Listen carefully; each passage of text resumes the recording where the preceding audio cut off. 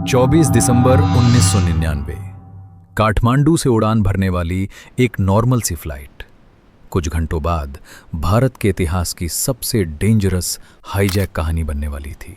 और सबसे शॉकिंग बात, वार्निंग पहले से मौजूद थी।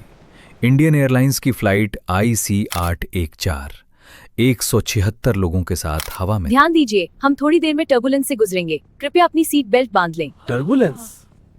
जब अचानक कुछ आदमी खड़े होते हैं, हाथ में छुरे और बंदूक जैसी चीजें। शांत रहो, कोई हरकत मत करो। चुप, सब लोग हाथ ऊपर करो। और एक अनाउंसमेंट, ये प्लेन अब हमारे कंट्रोल में है। कॉकपिट के दरवाजे के पीछे पैनिक, कैबिन के अंदर सन्नाटा और जमीन पर कंफ्यूजन। चेतावनी, इंजन दबाव गिर रहा है। समझ गया, आपातकालीन प्रोटोकॉल शुरू कर रहा हूँ। पुष्टि, ऑटो पायलट डिसएंगेज किया। स्थिति क्या है? हम कनेक्ट नहीं हो पा रहे। लाइन डेड है, हमें और डेटा चाहिए। फाइलें चेक कर रहा हूँ, कुछ भी मेल नहीं खा रहा। इससे भी ज्यादा डरावनी बात यह थी कि एजेंसीज को पहले से एक वेग हाईजैक अलर्ट मिला था। ये इंटेलिजेंस रिपोर्ट ब्यूरोक्रेसी कंता ने संभावित संकट को नजरअंदाज कर दिया, लेकिन उस वक्त उसे एक रूटीन इनपुट समझकर साइट कर दिया गया। ये फाइल खतरे की चेतावनी दे रही है। छोड़ो यार, ज्यादा टेंशन मत लो। हाँ, इसे बाद में देख लेंगे। दिल्ली में फाइल्स चल रही थी, अप्रूवल्स पेंडिंग थे, डिसीजंस रुक गए थे। और तब तक IC-814 अमृतसर के ऊपर आ चुकी थी। ये सबसे क्रूशल मोमेंट था।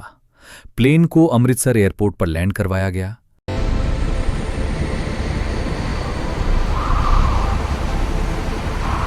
फ्यूल लो था, पैसेंजर्स डरे हुए थे और यही वो वक्त था जब एक्शन लिया जा सकता था। रनवे पर प्लेन खड़ा था, NSG को डिप्लॉय किया जा सकता था, कमांडोज रेडी किए जा रहे थे, लेकिन एक चीज मिसिंग थी, फाइनल डिसीजन। कौन ऑर्डर देगा, कब देगा, कैसे देगा? हर मिनट इंपॉर्टेंट था, लेकिन हर मिनट पेपर वर्क और कोऑर्डिनेशन में निकल रहा था। एयरपोर्ट अथॉरिटीज को क्लियर इंस्ट्रक्शंस नहीं मिल रहे थे। फ्यूल टैंकर डिले हो गया, प्लेन को रोका नहीं जा सका और हाईजैकर्स ने सिचुएशन को समझ लिया। उन्होंने प्रेशर बढ़ाया और फिर एक डिसीजन लिया, प्लेन को वापस उड़ा दिया गया।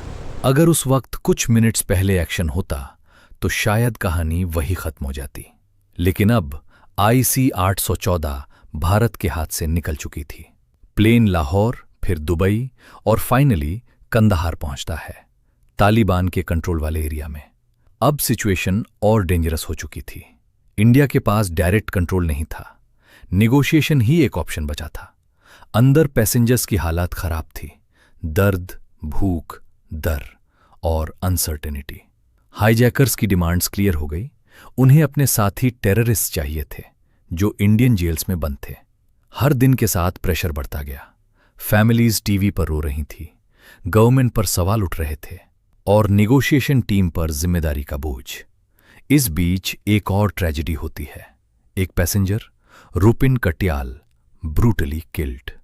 ये सिर्फ एक हाईजैक नहीं रहा, ये एक इमोशनल नेशनल क्राइसिस बन चुका था।